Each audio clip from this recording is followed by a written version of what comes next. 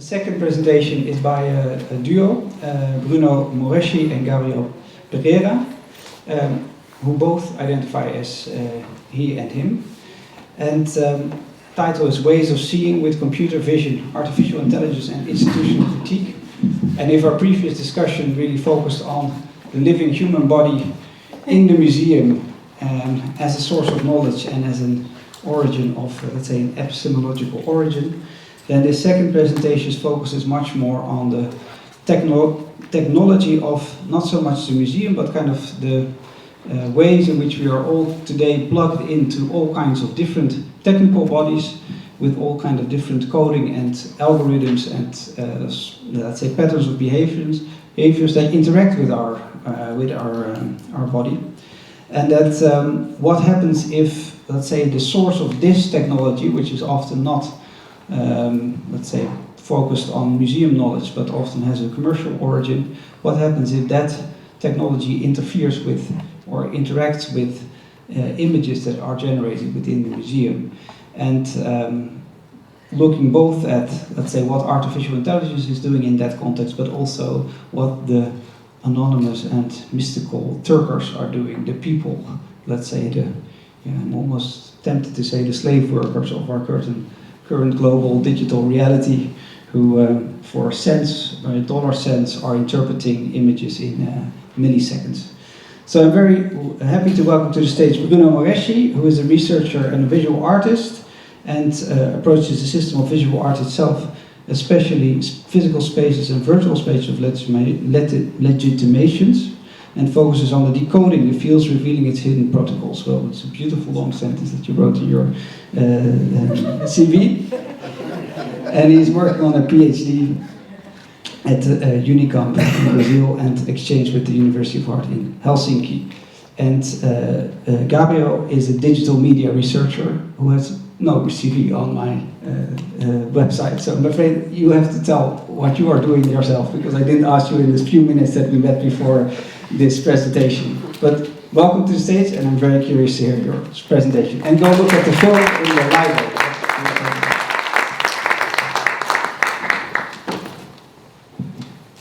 Thank you. Hello.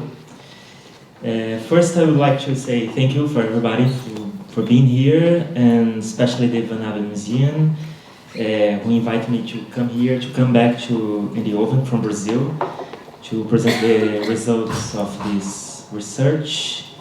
So Niki, all the museum staff, thank you very much. Well, my name is Bruno Moreschi. I'm from São Paulo. We are going to show here one of the results of the research that I did in the Deviant Practice residence last year. I stayed here in the city, like I think during 20 days maybe.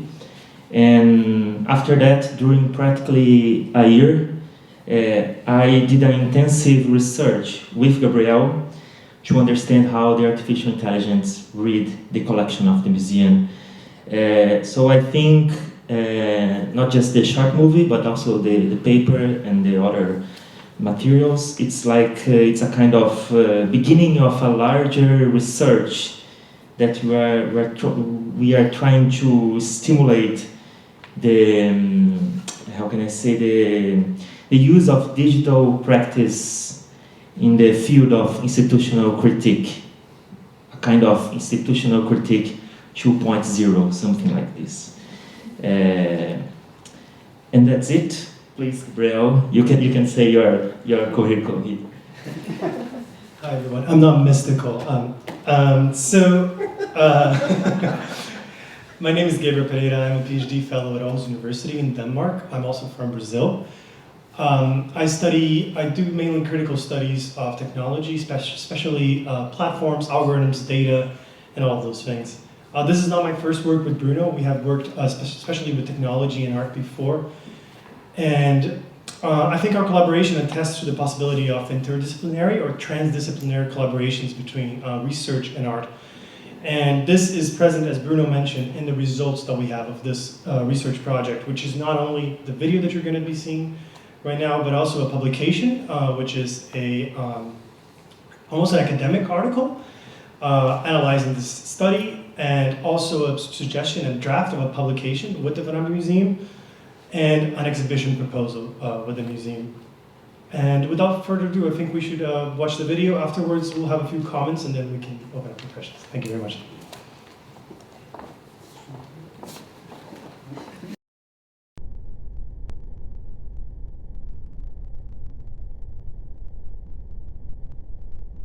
The technological audience can understand, but also the general public, the audience. So because of this, I think we decided to do also a video. And what else? Yeah, I think that's it. Yeah, I have some. The comment that I was gonna make in the end also relates to this. That the video is shot from sort of this weird view, right? That is always not in balance.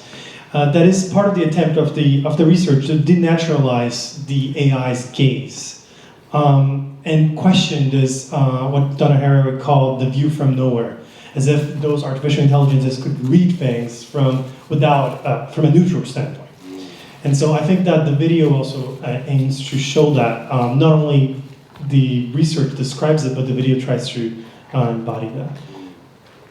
Yeah, and also a lot of scenes of the movie we film like without seeing the museum. Yeah. So record the museum a lot of times just to turn off the camera and that's it.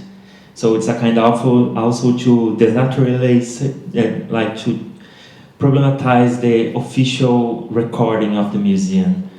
And also there is one important thing that's related of the specific of the collection of the Van Abbe Museum, because here we have a lot of conceptual artworks, so it was very good for the research, because when you use like this kind of artificial intelligence to read like a painting or a classic sculpture, so of course she will read as a woman or a person, and that's it. But when you use a conceptual artworks, you can also doing a kind of reverse engineering, engineering. So you kind of like to using the idea of a conceptual artworks to understand also the black box of the artificial intelligence. So it's a kind of strategies also. Yeah, absolutely. I'm looking at the room if there are more questions here about the research right now. Not yet, so maybe we will ask one continuing question. Because you integrated several artificial intelligence platforms that read images into the software that you develop and the platform that you develop, and in the research you also point that in a way in the end you end up with a sort of a IKEA box, like a product list, and so in a sense, let's say most of these platforms, they are designed for a certain, let's say, commercial purpose. And what, in your view, does that mean, or what's the effect of that on how this technology develops in, let's say, helping us understand images or read images in our, let's say, digitized and algorithmed life that we live? Yeah, so that's I think one of the most important takeaways from this is seeing that the artificial intelligences that integrate all our life right now and that are on everyone's phones, they see from this point of view of seeing the word as products. So those artificial intelligences that we use are from Google, IBM, Amazon, and so on.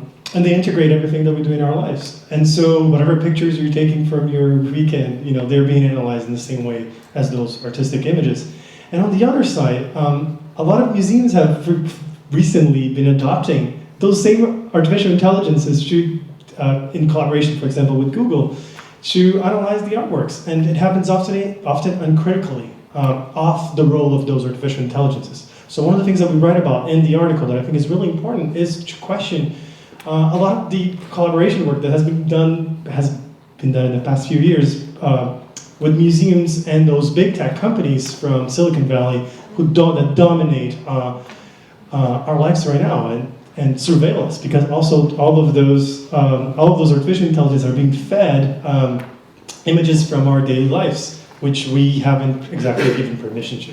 So I think there is a problem throughout all of the stack of those platforms. Yeah. And at the same time, it's a problematical results, but we can also think to use these results like in the education team of the museum, you know, to expand the meaning of the artworks, and also to people can recognize the art object as an object, and that's it. Yeah. So there is both sides, and yeah. And I'm still looking at if there's somebody who wants to kind of intervene. It's a great moment to do that. Otherwise, I will ask one more question, and probably then we will turn to you in the more general discussion at the end. But maybe two. One is kind of a follow-up on this. It's more about that. I mean, we know that the reality of this technology is commercial and is based in Silicon Valley, and I mean, also spreading across the world. Eindhoven, the Brainport area, tries to identify itself as Silicon Valley of Europe. So we're also kind of in that game very much. But in a way, does there exist a form of this technology that's not commercial? I mean, does it even exist somewhere?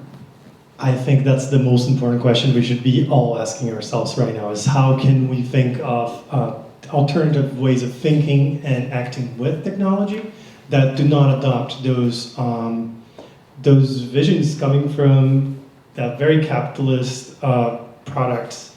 And sincerely, technology right now, it is gendered, it is seen from the United States and all those things. And I think that one of the research projects that we're starting to think right now is how can we think of machine intelligences from the global south perspective? How can we invert this gaze, not only by using those artificial intelligences that already exist in a critical way, which is what I think we have done here, but also how can we rethink those things? For example, there's some work right now from a series of indigenous scholars in the United States. It's published by the MIT, by a journal at MIT, and it thinks about artificial intelligence from the ideas of native people in the United States. So it revisions what are the values and ideologies behind those things you think about. What could it be otherwise? I think is always the question you should be asking. And then maybe my final question then, if there is not anybody else now, is more... Okay. I did it long enough to erase one... Hi, thanks for this.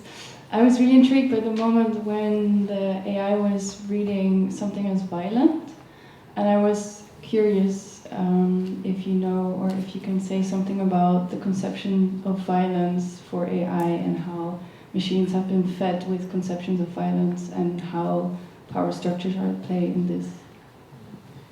It's difficult to define because we just like saw with attention the glitches of the machine. So we cannot say the answer is this artwork is violence because of this. We don't have this kind of affirmation, but we can say, for example, several artworks red, with the color red, usually is really like a violence thing, probably because of the blood or something like this. And I think that's it. There's more. Yeah, as a technology researcher, I'll tell you that not even the people who are building those technologies, they know what do they call violence. So a lot of what is done with machine learning specifically is feeding an algorithm with images of what they consider to be violent, or what has been tagged violent exactly by the mechanical Turkers, or those ghost workers that stay everywhere in the world that are being paid meager cents of dollars, as the video says. So the conceptualization of violence does not exist. It's just what has been considered previously violent in those data sets. So I think that questioning those categories of violent, of racy, is also really important. Otherwise we get locked into very specific ways of knowing about the world. And then maybe as a final bridge to also maybe the last presentation and connecting it to the first is that I was looking at your film and looking at the research and thinking about Anna's research and thinking, like, in what way does this, let's say, the engagement of bodies with this, let's say, technologies and that are part of this machinery, in that they're sitting behind their laptops or computers and doing this, or that it's in a way computer talking to reality because it's kind of the algorithm that speaks, even if maybe at the end there was still a body somewhere programming it. But so, in what way do you feel that, let's say, the absence of the consideration of the body within this kind of context, does it impact, let's say, the reality of this technology in our current, let's say, everyday world? Well, the first thought I have is of the Mechanical Turk itself. I don't know if you've seen what the Mechanical Turk is, but it was sort of like this machine where a person would go underneath a table and they would act as your opponent on a chess battle. But people would think that it was that they were playing against this machine, right? And that it was automatic, but there was someone underneath there playing. And this person was hidden, right? And they use the same metaphor or the same name for the Amazon Mechanical Turkers, who are those people whose bodies are hidden from how we use and see technology today. So I think that one of the things is thinking about the invisibility of those bodies and those people from our